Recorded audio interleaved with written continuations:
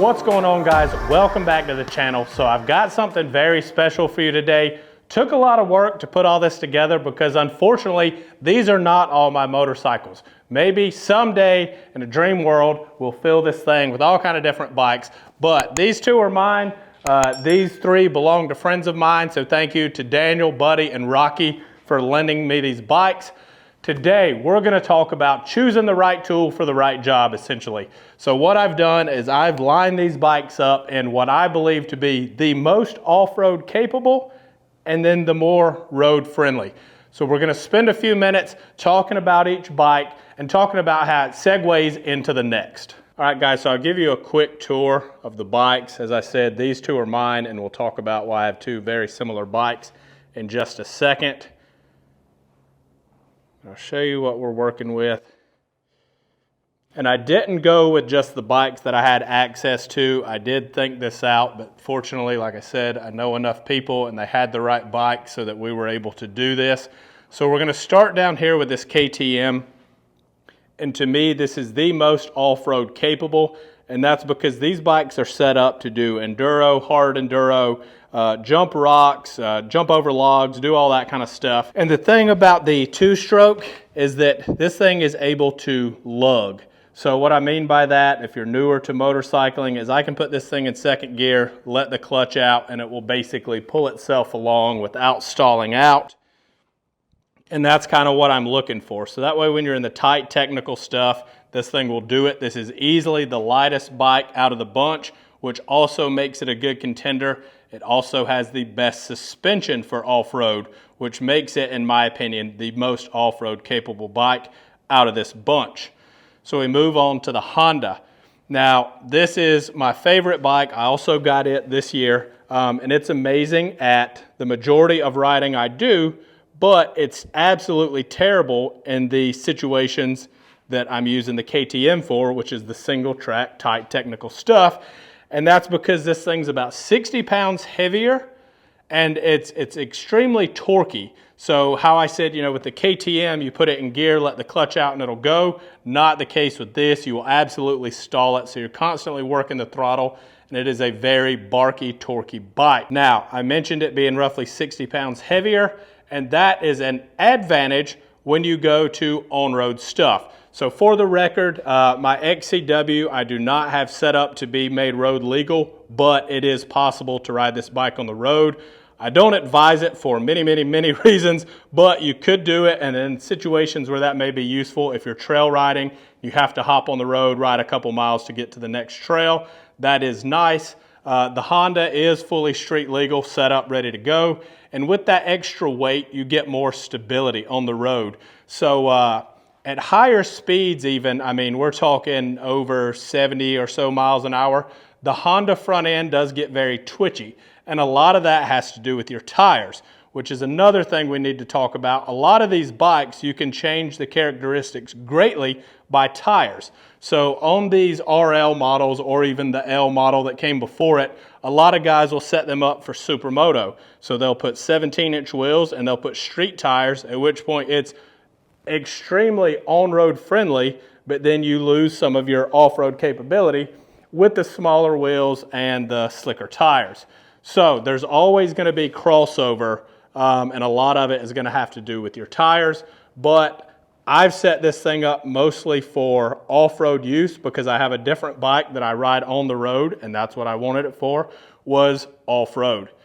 Then we move to Daniel's bike. This is the 300 Rally, and to me it is a great middle ground in between my 450 Honda and Buddy's 890 KTM.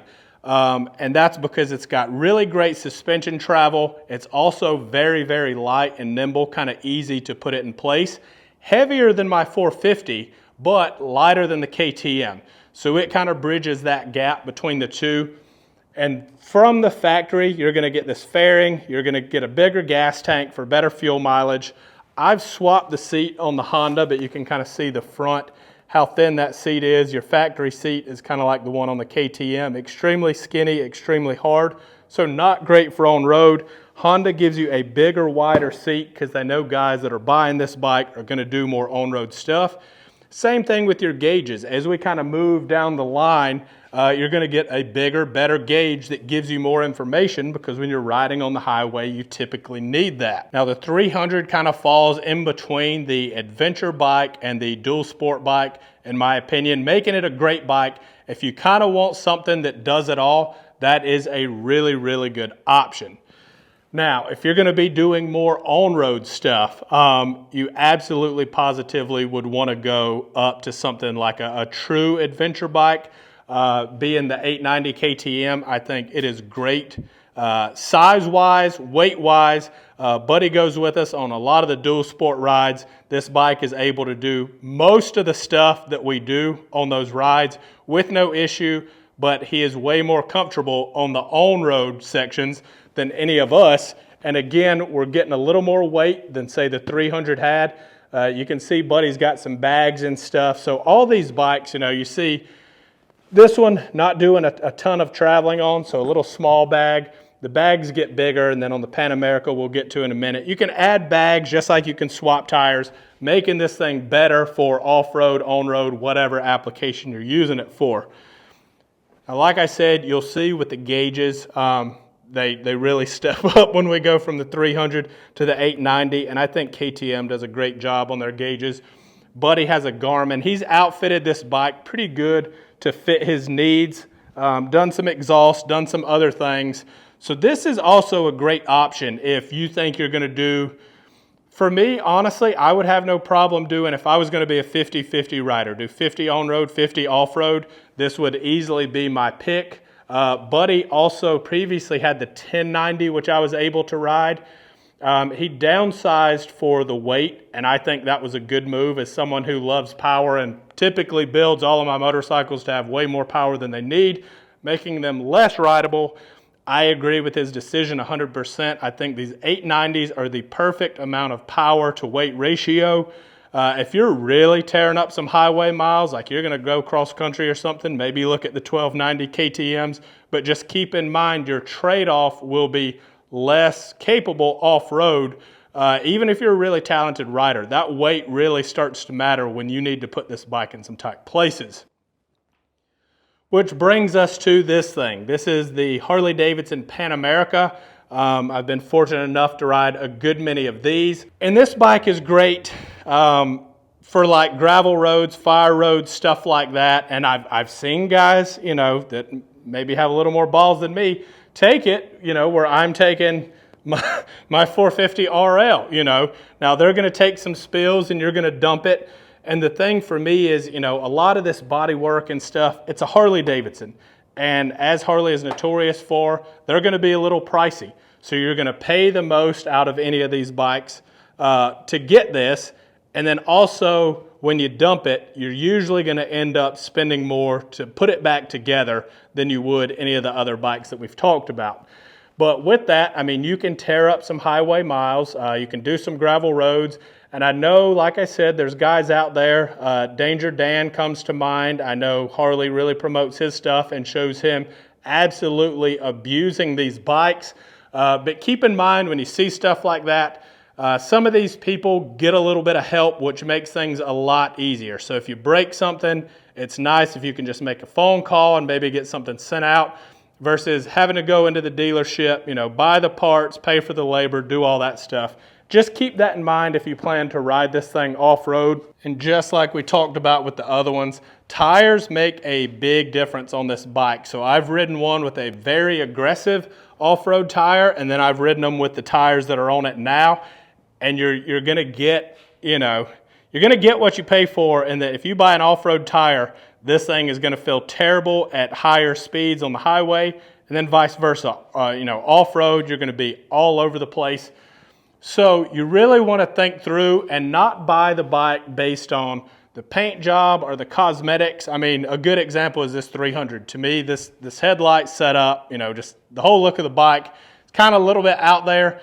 Wouldn't be my first pick as far as which bike looks the best, but it is extremely practical for what Daniel needs this bike to do. Same thing. That's why I'm not a brand loyalist. Honda does not make something that I want to ride off-road. So don't do that either. You know, don't be, oh, I'm a KTM guy, I'm a Honda guy.